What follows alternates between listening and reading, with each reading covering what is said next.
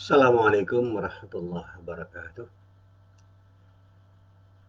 Alhamdulillah wa syukrulillah la hawla wa la quwwata illa billah.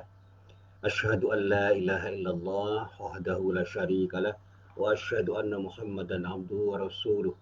Allahumma salli wa sallim ala nabiyyina Muhammad wa ala alihi wa sahbihi wa man wala. Amma ba'd. Para jamaah yang dirahmati Allah, hari ini kita bisa berjumpa kembali. Dan tentu saja ini adalah perjumpaan yang kita harapkan bisa menjadi perjumpaan yang memberikan manfaat pada diri kita. Dan mudah-mudahan Allah selalu beridhoi apa yang kita lakukan, sehingga apa yang kita lakukan itu benar-benar memberi manfaat dunia dan akhirat. Amin. Para jamaah yang dirahmati Allah, pagi kemarin ada sedikit gangguan jaringan internet di rumah saya sehingga siaran terputus, dan oleh karena itu saya buat siarannya itu 2 kali, siaran seri 1 dan siaran seri 2, dan mudah-mudahan tidak terlalu banyak mengganggu dari sisi penerimaan apa yang saya sampaikan. Mudah-mudahan tidak bisa membuat kita itu gampang untuk berdiskusi, dan mudah-mudahan itu tidak menciptakan gangguan yang membuat kita salah paham terhadap apa yang kita diskusikan pada pagi hari kemarin. Para jamaah yang dirahmati Allah, kalau saya kemarin cerita tentang bagaimana sikap orang munafik yang ternyata membahayakan banyak orang, hari ini saya sedikit akan cerita tentang siapa orang yang mengalami ketakutan berlebihan terhadap keberadaan orang Islam. Ya, bahkan orang mengatakan parno, terkena paranoid. Jadi munculnya Islam dan umat Islam dengan kekuatan yang luar biasa itu bisa menakutkan orang-orang yang memang takut terhadap umat Islam karena ada sesuatu yang salah di dalam dirinya. Jadi ini merupakan satu gejala yang disebut sebagai gejala yang tidak sehat dan perlu kemudian disehatkan dengan proses penyehatan yang benar. Umat Islam itu hadir dengan Islamnya yang disebut rahmatan lil alamin. Jadi Islam itu memberi solusi, bukan memberi masalah. Jadi jangan pernah takut dengan harinya Islam dan umat Islam, karena Islam itu dihadirkan untuk kedamaian, bukan untuk menciptakan chaos, menciptakan kerusuhan, menciptakan ketakutan, bahkan tidak ada teror dari Islam dan umat Islam. Kalau ada umat Islam yang menciptakan teror, nah itu perlu dipertanyakan. Ketika orang Islam itu hadir, mestinya dengan Islamnya dia dan mereka itu akan menciptakan kedamaian untuk semuanya. Peace for all. Kedamaian itu untuk semuanya. Dari siapa? Untuk siapa? Dari umat Islam untuk semua. Tidak hanya untuk umat Islam, tetapi juga umat yang beragama lain. Jadi orang Islam yang beragama Islam dimanapun dan kapanpun berada, dia akan menjadi rahmat bagi semuanya, membawa kedamaian, membawa ketenteraman, membawa kesukaan. Dan pada saatnya Islam yang hadir dari orang Islam yang benar-benar berislam itu akan menghadirkan sesuatu yang membuat orang itu tenang, damai. Para jamaah yang dirahmati Allah, ada satu ayat yang pernah saya coba untuk saya telaah dengan seksama, yaitu ayat yang terdapat di dalam surah Ali Imran. Ini satu rangkaian ini ayat. Itu ayat 79 sampai ayat 80. Saya tidak ingin menafsirkan, tapi saya ingin membacakan apa yang dijelaskan oleh para ahli tafsir terhadap ayat ini. Di dalam ayat ini Allah berfirman, A'udzu billahi minasyaitonir rajim. Ma kana li basharin ay yu'tiyahu Allahul kitaba wal hukma wan nubuwwata.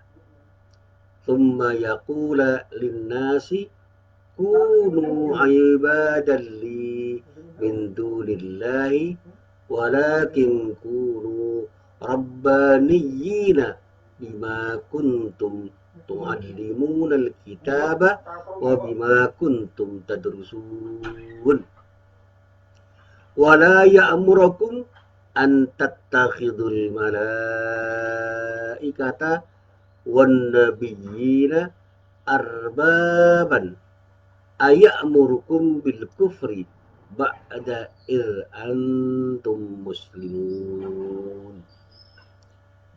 Di dalam ayat ini Allah berfirman, tidak wajar bagi seorang manusia yang telah diberikan oleh padanya Alkitab, hikmah dan kenabian. Jadi sekali lagi, tidak wajar bagi seseorang manusia yang pada dirinya itu sudah diberikan oleh Allah berupa 3 hal. Alkitab, hikmah dan kenabian, lalu dia berkata kepada manusia, hendaklah kamu menjadi penyembah-penyembahku, bukan penyembah Allah. Akan tetapi dia berkata, hendaklah kamu menjadi orang yang rabbani, karena kamu selalu mengajarkan Alkitab dan disebabkan kamu tetap mempelajarinya. Dan tidak wajar pula baginya menyuruhmu menjadikan malaikat dan para nabi sebagai Tuhan. Apakah patut dia menyuruhmu berbuat kekafiran di waktu kamu sudah memeluk agama Islam?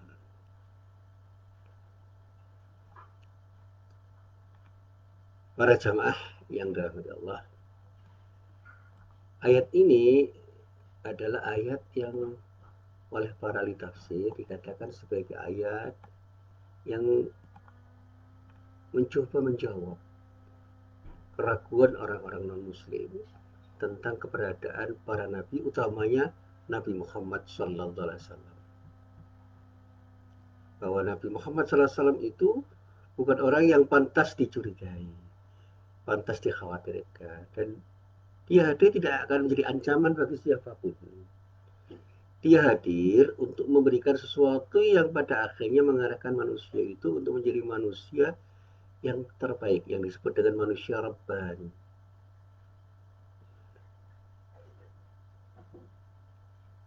Jika tidak pantas kalau ada seorang yang mengaku menjadi nabi, yang oleh Allah sudah diberi pengetahuan kenabian, ya, kemudian ia mengajak manusia untuk menyembah dirinya, menyembah selain Allah. Sebab orang yang dianugerahi Allah berupa kenabian hanya akan mengajak umat manusia agar mengetahui Allah, mengenal Allah, mendekatkan diri pada Allah, menyembah Allah, dan menganjurkan agar semua orang itu benar-benar memahami syariat-syariat Allah, serta menganjurkan mereka agar menjadi panutan di dalam hal ketaatannya di dalam beribadah kepada Allah, dan sekaligus menjadi orang-orang yang mengajarkan kepada umat manusia akan kitab-kitab Allah yang diajarkan oleh para nabi. Nah, para jamaah yang dirahmati Allah, Nabi Muhammad SAW yang telah diberi kitab, diberi hikmah, dan oleh Allah sudah betul-betul diberi kekuatan yang disebut nubuwah, itu dinyatakan oleh para ulama akan menjadi orang yang di samping dia itu punya sifat Rabbani, yaitu orang yang taat pada Allah, akan selalu mengajak orang lain untuk taat pada Allah, mengajarkan Al-Quran kepada semua orang untuk bisa difahami dan diamalkan, dan mengajak orang untuk mendakwakannya kepada orang lain untuk juga mengamalkan isi kitab Al-Quran itu. Sehingga kalau ada orang yang mengaku nabi dan kemudian memerintahkan kepada umat manusia untuk menyembah dirinya dan juga menyembah malah para malaikat dan para nabi yang lain untuk menjadi Tuhan, itu bukan orang yang disebut nabi, dan pada saatnya harus dicurigai, bukan orang itu yang harus disebut sebagai nabi. Dan di sini ada pertanyaan, apakah Nabi Muhammad itu pernah merintahkan kalian untuk menyembah para malaikat dan bersujud pada para nabi? Sudah dia mengajak Anda dengan contoh yang konkret untuk bertauhid, mengesahkan Allah, dan sekaligus ikhlas menyembah Allah semata-mata dalam rangka untuk mencari ridhonya. Sebab kalau dia itu pernah mengajak Anda untuk seperti itu, untuk berbuat seperti itu, menyembah para malaikat dan bersujud pada para nabi dengan cara menyembah para nabi, taat hanya kepada para nabi untuk menyembahnya, dia itu berarti telah kufur, dan tidak mungkin nabi itu orang yang punya sifat kufur. Dan status kenabiannya pasti akan dicabut oleh Allah. Karena itu tidak mungkin terjadi. Sebab tidak pernah berkumpul sifat kenabian dan ajakan untuk menyembah kepada selain Allah. Jadi Nabi itu tidak akan pernah mengajak orang untuk syirik. Dia akan selalu mengajak orang untuk bertauhid. Nah, ini yang perlu kita pahami. Nah, bagaimana kita memahami kemudian apa yang sementara ini kita lihat di masyarakat, kecurigaan orang terhadap orang Islam yang mengikuti Rasulullah Nabi Muhammad SAW, sehingga bahkan kecurigaan itu memunculkan fitnah dan stigma yang bermacam-macam terhadap umat Islam. Ini sebuah sikap yang salah yang dimiliki oleh orang-orang yang disebut memiliki sifat dan sikap Islamofobia. Saya katakan ini yang perlu dikoreksi. Karena apa? Tidak mungkin orang Islam itu menjadi ancaman bagi siapapun. Dengan ajaran Islam yang diajarkan oleh Rasulullah Nabi Muhammad SAW untuk dipahami dan diamalkan, orang Islam itu tidak akan mungkin menjadi ancaman bagi siapapun, karena hadirnya orang Islam dengan Islamnya itu akan menciptakan kedamaian. Sehingga sikap provokatif orang-orang yang disebut kelompok Islamofobia itu harus dicurigai dan sekaligus diluruskan. Karena mungkin saja ada sekelompok orang yang memang punya visi dan misi yang ujung-ujungnya itu akan menjadi orang-orang yang berpihak pada kekuatan yang disebut dengan syaitaniyah, kekuatan yang disebut kekuatan setan. Dan inilah yang disebut di dalam istilah Al-Quran dengan Hizbus Syaitan, golongan setan. Sementara orang-orang Islam itu adalah Hizbullah, golongan Allah, atau orang-orang yang berpihak pada Allah dan segala macam hal yang terkait dengan aturan-aturan Allah.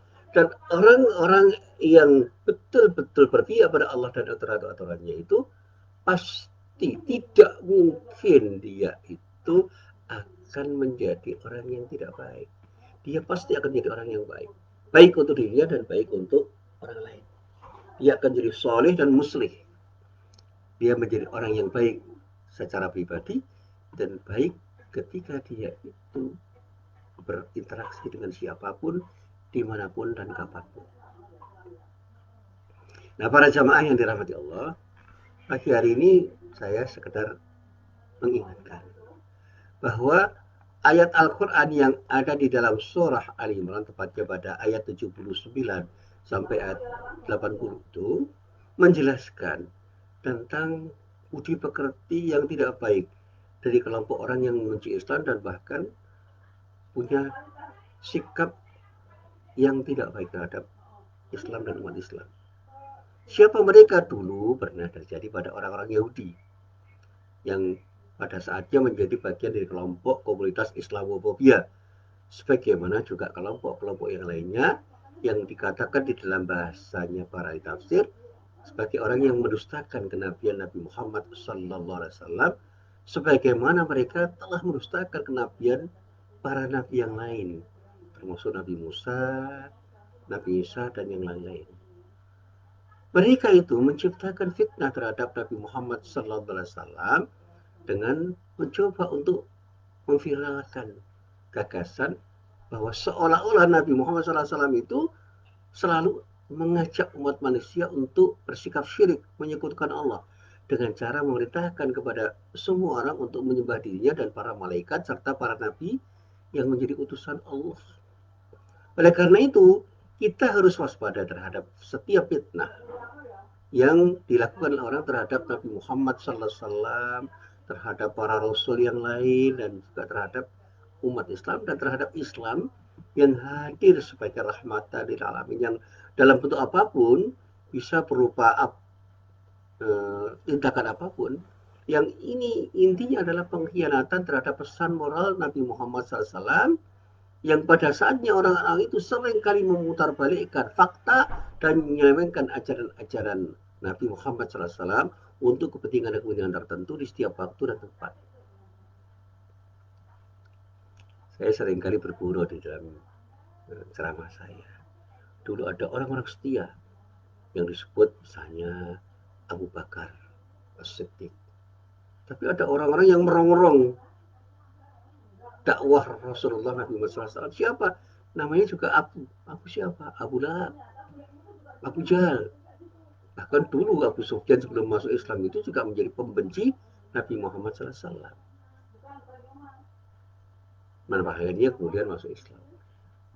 Bahkan Umar bin Khattab sebelum masuk Islam itu adalah orang yang sangat membenci Islam dan umat Islam, dan bahkan punya rencana untuk membunuh Nabi Muhammad SAW. Tapi setelah masuk Islam, berubah 180 derajat.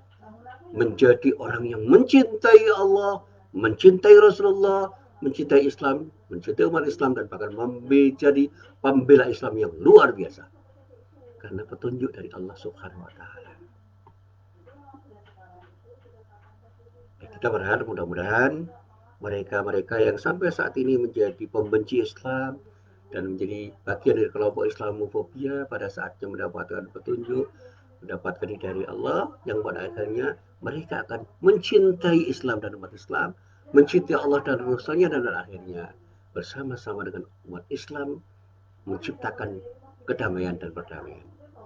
Dan dalam kaitannya dengan strategi amar ma'ruf nahi mungkar, kita bisa menerapkan metode yang bermacam-macam. Mari kita beri mauidhah hasanah. Kita sampaikan ajaran Islam itu dengan penyampaian yang terbaik. Dan jangan sampai kita mendakwahkan Islam dengan cara yang membuat mereka resah dan gelisah, apalagi menyakiti pihak lain. Jangan sampai kita mendekatkan diri dengan isu-isu yang disebut dengan black campaign, yang mendiskreditkan orang lain. Jauhkan diri dari isu itu dan lakukan sesuatu yang terbaik secara terus-menerus ketika mereka mencoba untuk melakukan tindakan-tindakan yang memprovokasi orang-orang non-muslim dan umat Islam yang tidak terlalu paham terhadap ajaran Islam dan keberadaan umat Islam, dengan mujadalah yang terbaik. Artinya diskusikan semua dengan baik. Kalau kita berdebat, berdebatlah dengan cara yang baik, berdebatlah dengan cara yang santun, objektif, dan pada saatnya mudah-mudahan dengan cara itu dakwah Islam itu akan menjadi sesuatu yang membuat mereka sadar akan kesalahan mereka, dan mereka pun akan menjadi bagian dari umat Islam. Minimal mereka tidak membenci Islam dan bisa membersamai umat Islam untuk menciptakan kedamaian dan perdamaian. Nah, sekaligus strategi nahi mungkar atau mencegah kemungkaran itu tidak semua kalangan memahami syarat-syarat yang harus dipenuhi sebelum melakukan tindakan. Seringkali kita melihat ada orang yang bernahi mungkar dengan cara yang bukan berarti salah, ya, agak sedikit kasar, sehingga membuat ada orang yang khawatir terhadap keberadaan umat Islam. Mari kita lakukan semuanya dengan kelembutan. Kedepankan manhaj hikmah. Semua harus dilakukan dengan bijak.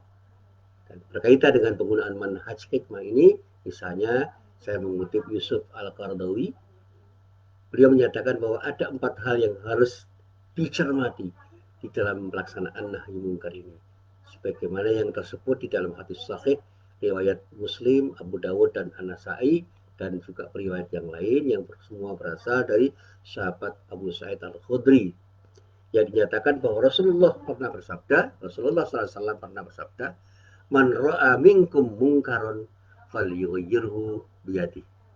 Fa illam yastati fa bilisani. Fa illam yastati fa biqalbi. Wa dzalika adhaful iman.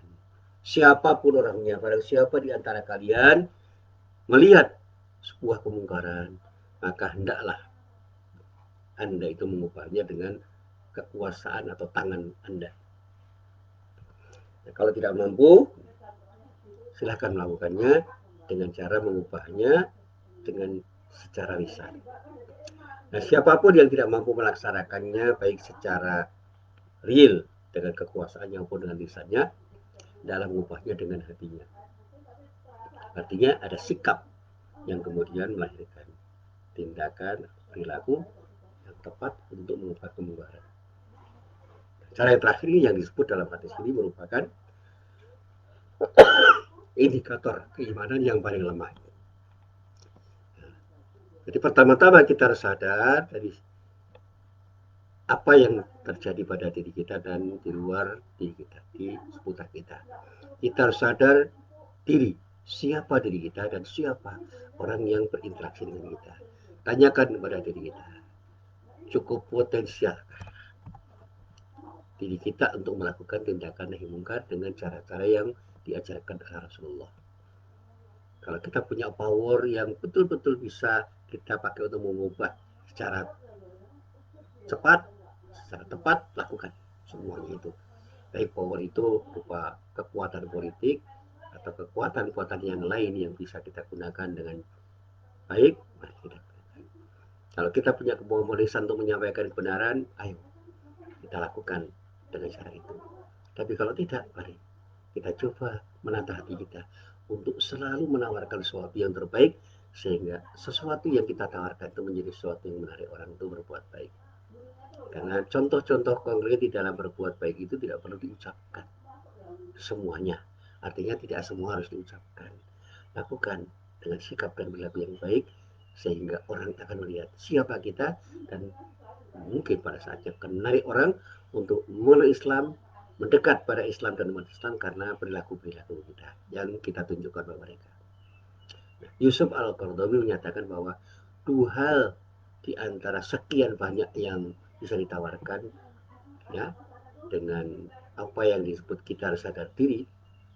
Ketika kita memiliki kemampuan yang kita yakini berpotensi untuk memerangi kemungkaran itu dengan mudah dan elegan. Potensi di sini bisa bermakna fisik dan non-fisik, serta dalam melakukan tindakan untuk memerangi kemungkaran itu bisa kita lakukan dengan cara itu. Ayo lakukan. Ya. Yang kedua, tidak ada kekhawatiran bahwa kemungkaran yang diperangi akan melahirkan kemungkaran baru yang lebih besar. Jadi jangan pernah kita melakukan tindakan mencegah kemungkaran yang dengan cara kita itu justru akan memunculkan kemungkaran baru yang jauh lebih besar. Sehingga bisa menyebabkan terjadinya fitnah, pertumpahan darah, merugikan pihak orang lain atau pihak lain yang tidak seharusnya kita rugikan. Bahkan bisa membuat makin tersebarnya kemungkaran, menimbulkan kekacauan atau kios dan kerusakan. Maka kita pun harus bertindak secara tepat untuk melakukan tindakan itu dengan pertimbangan dampak yang dimunculkan dengan tindakan kita itu betul-betul harus kita perhitungkan secara matang. Jadi jangan kurusah-kurusuh dalam bahasa Jawa. Nah, demikian arti pentingnya hikmah atau kearifan yang ditawarkan oleh Allah di dalam Al-Quran dan Rasulnya dalam Sunnah.